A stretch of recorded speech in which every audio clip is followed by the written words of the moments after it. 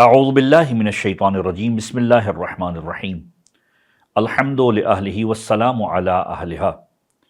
امام معصوم کا فرمان ہے لکل شیء ربیع وربیع القرآن شہر رمضان۔ ہر چیز کے لیے ایک موسم بہار ہے اور قرآن کے لیے موسم بہار ماہ مبارک رمضان ہے۔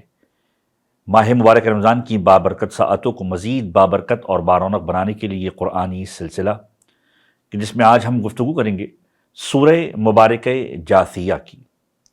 ترتیب کے اعتبار سے قرآن مجید کا یہ 45واں سورہ ہے، 45 سورہ، مکہ مکرمہ کے اندر نازل ہوا، 37 آیتوں کے اوپر مشتمل ہے اور 4 رکوع ہیں۔ یہ ان سوروں میں سے ہے کہ جو حوامیم میں سے ہیں، یعنی حامیم سے شروع ہوتے ہیں۔ 7 سورے ہیں جس میں سے یہ 6واں سورہ ہے۔ اس کی آیت نمبر 28 کی نسبت کے اعتبار سے اس کا نام سورہ جاثیہ رکھا گیا۔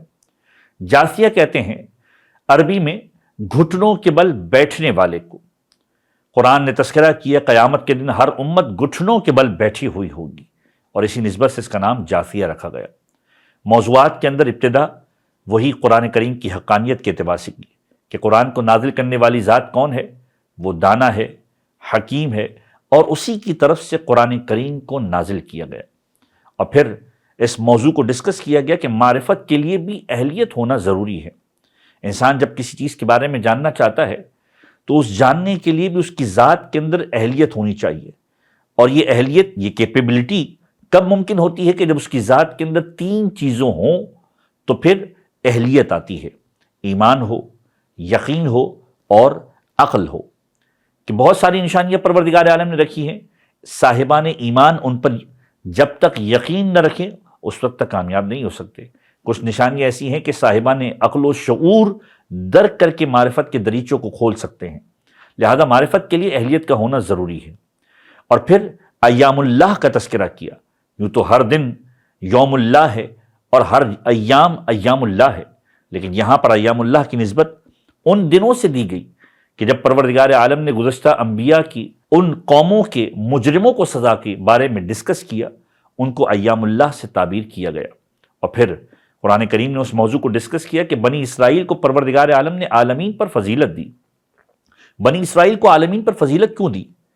کتاب کی وجہ سے، حکمت کی وجہ سے، نبوت کی وجہ سے، پاک و پاکیزہ رزق کی وجہ سے۔ کتاب کی وجہ سے کس لیے؟ کہ توریت جیسی کتاب دی۔ حکمت یعنی حکومت اور تخت انہیں عطا کیا۔ نبوت 1000 انبیاء بنی اسرائیل سے پروردگار عالم نے نازل کیے اور بھیجے لوگوں کے درمیان تبلیغ کے لیے، یعنی من و سلوہ جیسی پاک و پاکیزہ رزق جیسی دولت پروردگار عالم نے عطا کی۔ اور پھر لفظ شریعت کو خداوند متعال نے ڈسکس کیا۔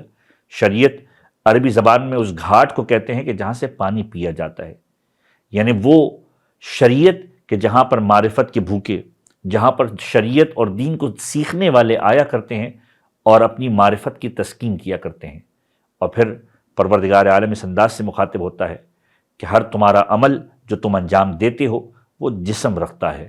تم روز قیامت آؤ گے، انکاری ہوں گے، اور وہ تمہارا کیا ہوا عمل جسم کی صورت میں آئے گا اور تمہارے بارے میں گواہی دے گا۔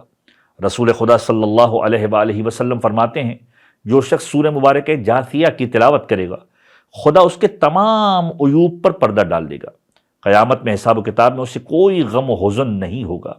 امام صادق فرماتے ہیں کہ جو شخص سورہ مبارکہ جاثیہ کی تلاوت کرے گا اس کا ثواب یہ ہوگا کہ وہ کبھی جہنم نہیں دیکھے گا، جہنم کا شور شرابہ اسے تنگ نہیں کرے گا، یہاں تک کہ حضرت محمد صلی اللہ علیہ وآلہ وسلم کی ہمراہی اسے نصیب ہوگی۔ پروردگار ہم سب کو قرآن کریم کو پڑھنے اور اس پر عمل کرنے کی توفیق عنایت فرمائے۔